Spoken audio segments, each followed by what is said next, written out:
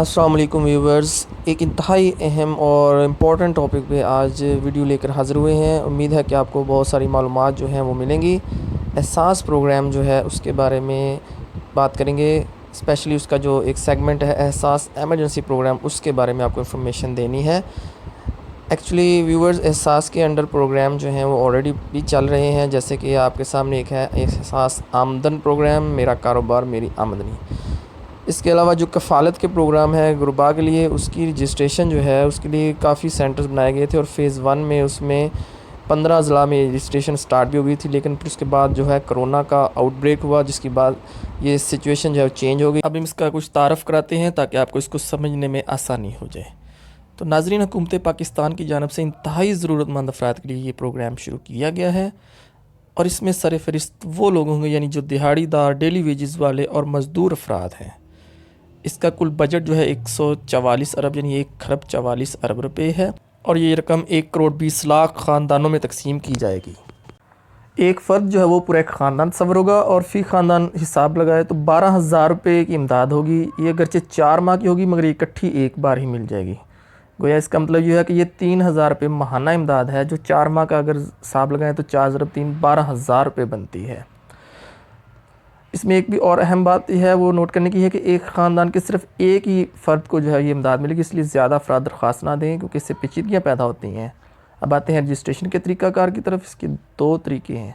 Number 1 जो सादा सा तरीका है कि आप अपने मोबाइल फ़ोन से मैसेज करेंगे यानी SMS करेंगे। अब आप जो SMS या मैसेज करेंगे उसके अंदर जो माली तौर पे डिस्टर्ब हुआ है, मुतासर हुआ है शख्स, वो अपना ID कार्ड का नंबर लिखेगा। अब इसमें अहम बात यह है कि ID कार्ड के नंबर के अंदर जो डैशें होती हैं वो नहीं लिखनी। ID कार्ड का नंबर सारा लिखने के बाद उसको 8171 पे सेंड कर देंगे। ये मैसेज ना सिर्फ फ़ौरी तौर पे डिलीवर हो जाता है बल्कि इसका रिस्पांस भी आमतौर पर फ़ौरी तौर पे आ जाता है और इसमें लिखा होता है कि आप इस इमदाद के अहल हैं या नहीं हैं। जैसे कि बताया कि फ़ौरी जवाब आ जाता है। अगर नाअहल हैं आपको तो उसकी वजह भी लिखी होती है और अगर आप अहल हैं तो उसके लिए आपको अगले मैसेज के इंतज़ार का कहा जाता है।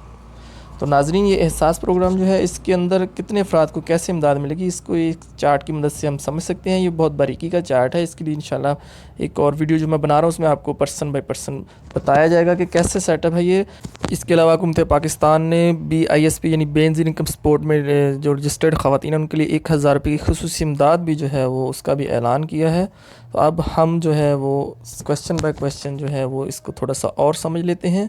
तो सबसे पहला क्वेश्चन है कि मैं इस प्रोग्राम के लिए अपनी अहलियत की तस्दीक कैसे कर सकता हूँ, कैसे मुझे पता चल सकता है कि मैं अहल हूँ या नहीं हूँ। इसके लिए जो है वो आप जैसे कि आपको बताया गया था कि SMS करेंगे और उस SMS के ज़रिए आपको पता चलेगा कि आप अहल हैं या नहीं हैं। SMS 8171 पर करेंगे। नाअहलियत की जो कुछ सूरतें हैं वो ये हो सकती हैं कि आप गवर्नमेंट सर्वेंट हैं या आपकी ज़ौजा या ख़ावंद सर्वेंट हैं या फिर आप ट्रैवलिंग की है आपने बाहर, आपके नाम पे गाड़ी है कोई, तो इस तरह की जो जिससे पता चलता है कि आप उस गुर्बत के लेवल से अबव हैं, अब यकीनन नाअहल करार दिए जाएंगे। दूसरा सवाल यह है कि मैं अपने वालिद या वालदा या शरीक हयात की रजिस्ट्रेशन की तस्दीक कर सकता हूँ। तो इसका भी जवाब यह है कि उसी नंबर पे SMS आप करेंगे और आप अपना शनाख्ती कार्ड नंबर फ्राहम जब करेंगे तो उसी वक्त पता चल जाएगा कि आप अहल हैं या नहीं हैं, या आपकी शरीक हयात या वालिद वालदा में से कोई अहल है, तो ये उसी SMS से आपको पता चल जाएगा।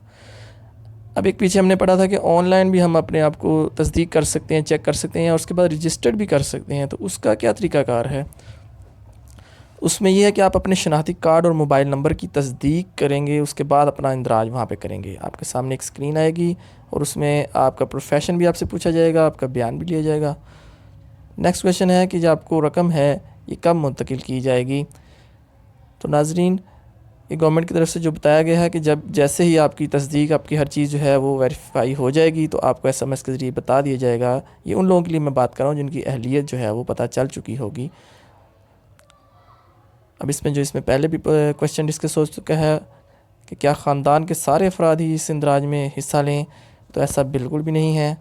ख़ानदान से मुराद जो है कि जो इंडिपेंडेंट फैमिली है, घराना है, वो इसमें ख़ानदान में शामिल है। अगर वो ज़्यादा लोग हैं ख़ानदान में तो वो अपना अपना इंडिपेंडेंटली अगर रह रहे हैं तो वो कर सकते हैं इंदराज। अदरवाइज़ एक ख़ानदान में ये से नहीं कि बेगम शौहर सारे लोग इकट्ठे हैं तो वो नहीं कर सकते हैं ऐसे। अब इसका एक और जो सवाल है कि इसका बैलेंस जो है SMS का वो कितना कटता है। तो नाज़रीन, गवर्नमेंट के तरफ से जो बताया गया है उसमें फ़ी SMS जो है वो 1 रुपया इंक्लूडिंग टैक्स जो है वो कटता है।